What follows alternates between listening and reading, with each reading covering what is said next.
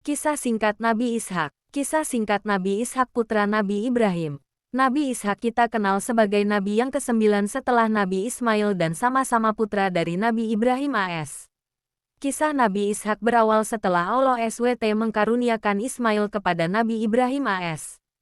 Kemudian, Nabi Ibrahim terus berdoa kepada Allah SWT agar dikaruniakan anak dari istrinya yang bernama Sarah, yaitu istri yang selalu setia bersamanya dalam menegakkan kalimatullah.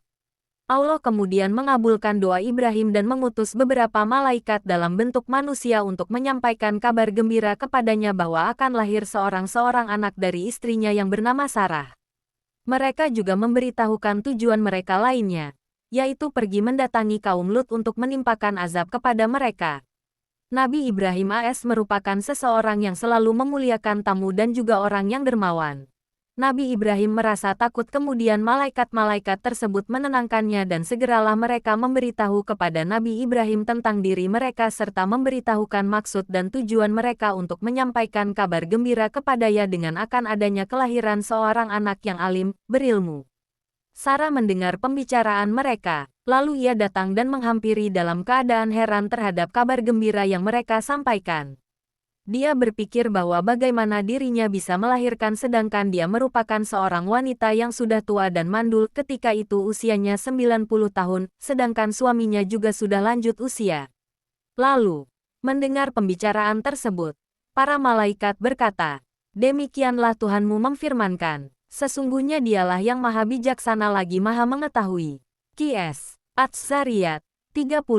Mendengar berita tersebut, Nabi Ibrahim pun menjadi tenang dan berbahagia karena apa yang dinanti-nantikannya ternyata akan segera tiba. Kelahiran Nabi Ishak. Selang beberapa waktu, berita yang disampaikan oleh para malaikat menjadi kenyataan bagi Nabi Ibrahim. Istrinya, Sarah melahirkan seorang anak laki-laki yang kemudian diberi nama Ishak oleh Nabi Ibrahim. Pada saat itu, Nabi Ibrahim telah berumur 100 tahun. Lalu Ishak lahir 14 tahun setelah kelahiran Ismail. Al-Quranul Karim tidak menyebutkan secara panjang lebar tentang kisah Nabi Ishak dan demikian pula tentang kaum yang kepada mereka diutus oleh Nabi Ishak. Akan tetapi, Allah memuji Nabi Ishak di beberapa tempat dalam Al-Quran di antaranya. Dan ingatlah hamba-hamba kami, Ibrahim, Ishak dan Yakub yang mempunyai perbuatan-perbuatan yang besar dan ilmu-ilmu yang tinggi. Sesungguhnya kami telah menyucikan mereka dengan menganugerahkan kepada mereka akhlak yang tinggi, yaitu selalu mengingatkan manusia kepada negeri akhirat. Dan sesungguhnya mereka pada sisi kami benar-benar termasuk orang-orang pilihan yang paling baik. Qs. Saat 45-47. Pernikahan Nabi Ishak. Pada saat usia 40 tahun, Nabi Ishak memutuskan untuk menikah dan membangun keluarganya sendiri. Dikisahkan bahwa Nabi Ishak menikah dengan seorang wanita bernama Rafkah binti Batuil.